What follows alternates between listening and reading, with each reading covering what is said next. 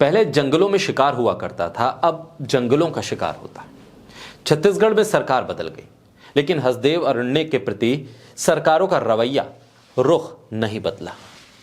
पेड़ों को काट दो, मिटा दो, क्योंकि किसी उद्योगपति को कोयला की खदान देनी है। वो जमीन को खोदकर कोयला निकालेगा और पैसा बनाएगा। लेकिन जंगलों को आप काट दो, खत्म कर दो। जंगल में रहने वाले लोगों का जो पहला हक जंगलों पर है, उसे खत्म कर दो।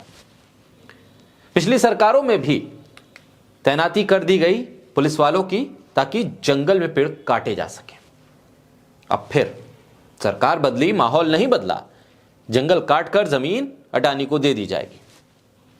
ये सरकार कोल माइंस की बात करती है और फिर नेचुरल रिसोर्सेस को खत्म करती है, तबाह करती है। और उसके बाद देश के प्रधानमंत्री दुनिया भर में पर्यावरण संरक्षण पर बड़े बड़े सम्मेलन में लंबे चौड़े भाषण देते हैं, पर्यावरण को बचाने की बात करते हैं, पर्यावरण संरक्षण के पैरोकार बनते हैं।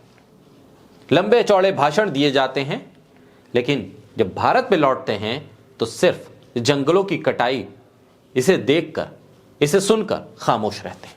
बोलता हिंदुस्तान पर मैं हूं आपके साथ मिर्जा शाकिर अली बेग। जिस किसी ने भी जंगल की कटाई का विरोध किया, उसे या तो गिरफ्तार कर लिया गया, घरों से निकालकर पुलिस अपने साथ ले गई, और घर वालों को भी नहीं बताया गया कि आखिर उन्हें लेकर कहां जाया जा रहा है। हंगामा करने वालों को सजा दी गई, लेकिन जंगल काटने वालों को कुछ नहीं कहा गया। जंगल कटे ना, इसलिए लोगों ने प्रोटेस्ट किया, तो हुआ क्या? उन्हें पकड़कर या तो नक्सली बता दिया गया या फिर शहर बदर कर दिया गया। यही होता आया है और यही हो रहा है। छत्तीसगढ़ के सरगुजा जिले में है हसदेव अरण्य। इस इलाके में वन विभाग ने परसा पूर्व कांते बासन कोयला खदान परियोजना के दूसरे चरण के लिए कड़ी सुरक्षा में पेड़ों की कटाई शुरू कर दी है। कभी सुरक्षा कर्मियों की जिम्मेदारी होती थी कि पेड़ कटे ना, और पेड़ कट गए तो सुरक्षा कर्मियों पर गाज गिरती थी। लेकिन अब सुरक्षा कर्मियों का इस्तेमाल इसलिए हो रहा है कि पेड़ काट लिए जाएं।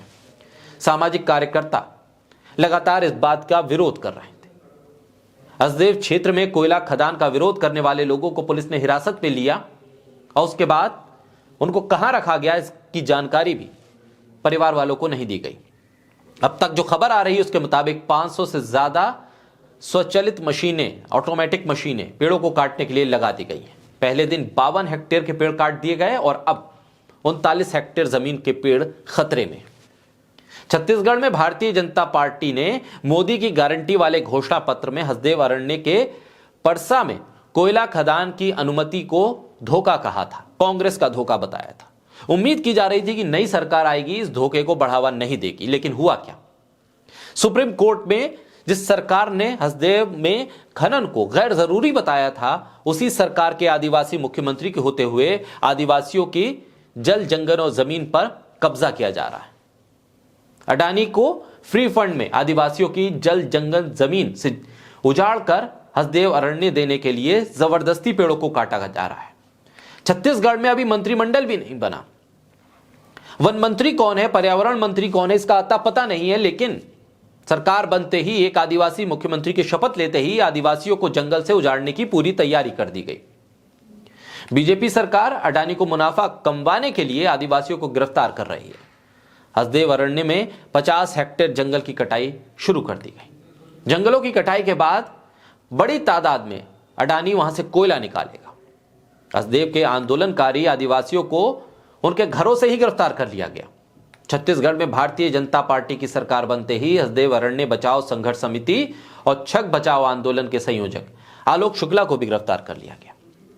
हालांकि बाद में उनको कहीं दूर ले जाकर छोड़ा गया, लेकिन उनके साथ जिन और लोगों को गिरफ्तार किया गया था, उनका अभी भी अता पता नहीं। ऐसे में दुनिया भर में प्रधानमंत्री जाकर पर्यावरण को बचाने के लिए लंबे चौड़े भाषण देते हैं और ये बताते हैं कि हम पर्यावरण को बचाने में सबसे आगे हैं। पर्यावरण समिट में लगातार दुनिया के दौरे कर रहे हैं, लेकिन उन्हीं के शासन में, उन्हीं की सरकार में रहते हुए, उन्हीं की राज्य सरकार के होते हुए, उन्हीं के आदिवासी मुख्यमंत्री के रहते हुए जंगलों को उजाड़ा जा रहा है, काटा जा रहा है। और उस जंगल में जिन आदिवासियों का सबसे पहला हक है, उनको गिरफ्तार किया जा रहा है, हिरासत में लिया जा रहा है। ऐसे में पर्यावरण संरक्षण और हसदेव अरण्य को बचाने के लिए कैसे और कब सरकार कदम उठाती है, इस पर भी नजर रहेगी।